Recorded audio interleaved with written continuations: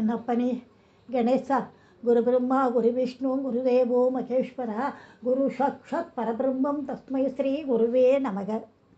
சதாசிவசமாரம்பாம் சங்கராச்சாரிய மத்தியமாம் அஸ்மத் ஆச்சாரிய பரியந்தம் வந்தே குருபரம்பராம்.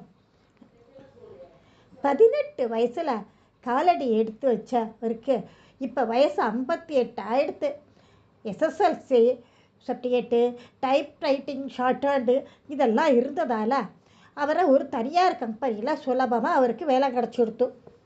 காலம் போக போக பதவி, பணம், செல்வாக்கு எல்லாம் நிறைய இருக்குது.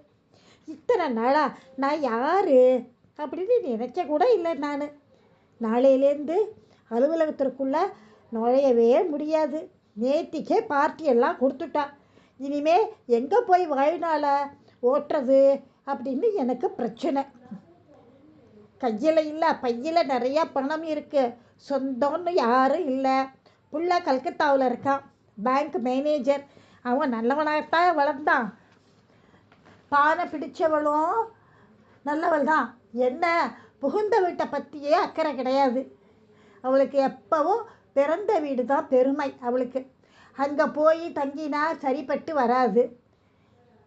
இப்போ இருக்கும் உறவெல்லாம் போயிடும். அப்புறமா ஒரு பிள்ளையாத்தில் போய் தங்கினாக்க இருக்கிற உறவு போயிடும் நம்மளை விட்டு. யார் வழி காட்டுவா? சங்கரனே துணை அப்படின்னு சத்தியவரத நாமங்கிறத காஞ்சி க்ஷேத்திரத்துக்கு வந்தார். பெரியவாளுக்கு 4 நமஸ்காரம், கைகட்டி வாய்ப்பொத்தி. அநேகமாக எல்லா க்ஷேத்திரமும் தரிசனம் பண்ணிட்டோம். போன வாரம் தலைக்காவேரி போயிட்டு அப்படியே காவிரி பூம்பட்டினமும் போயிட்டு வந்தாச்சு.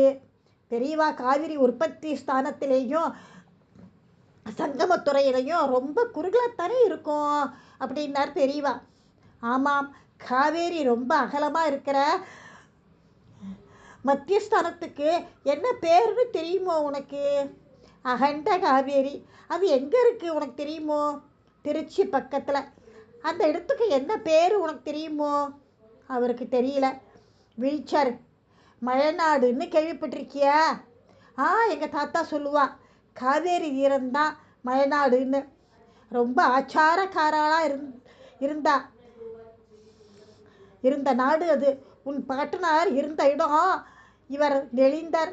ஒன்றும் பண்ணு, திருச்சியில் ஒரு ஜாகம் வச்சுக்கோ. தினமும் ஒரு கோவிலுக்கா உச்சி பிள்ளையார், மாத்ருபுதேஸ்வரர், அகிலாண்டேஸ்வரி, ஜம்புலிங்கேஸ்வரர், ஸ்ரீரங்கம், வயலூர் முருகன், குணசீலம் பெருமாள், இப்படி தினம் ஒரு கோவிலாக போய் தரிசனம் பண்ண. பெரியவா சொல்ல வந்தவர் 4 தடவை நமஸ்காரம் சாஷ்டாங்கமாக பண்ணினார். பிரசாதத்தை வாங்கிட்டு கிளம்பிட்டார். அவர் உத்தியோக காலத்தில் எத்தனையோ புதிர்களுக்கெல்லாம் விடுவிச்சிருக்கார். ஆனால் இப்போ ஒரு புதிருக்கு விடையை அவரால் காணவே முடியல. தவிச்சு போயிட்டார். நான் பெரியவா கிட்ட எதுவுமே கேட்கலை. வாய் திறந்து ஒன்றுமே கேட்கலை. என் மனசுக்குள்ளே நானே நினச்சிக்கிட்டேன், என்னடா பண்ணுறது இனிமேல் இருக்கிற காலத்தில் அப்படின்னுட்டுன்னு. அது எப்படி பெரியவா காதில் விழுந்திருக்கும்? தெளியாக பதில் சொல்லிட்டாலே. இந்த புதிர்க்கு விடை தெரிஞ்சிருந்தா அவர் தாயுமாராகி இருப்பார். அவ்வளவு அவநம்பிக்கை வேண்டாமே. நாளைக்கே கூட ஞானத்தை பெறலாம். மலைக்கோட்டை தெருவில் அவருக்கு வீடு கிடைச்சது. வீடும் கிடைத்தது.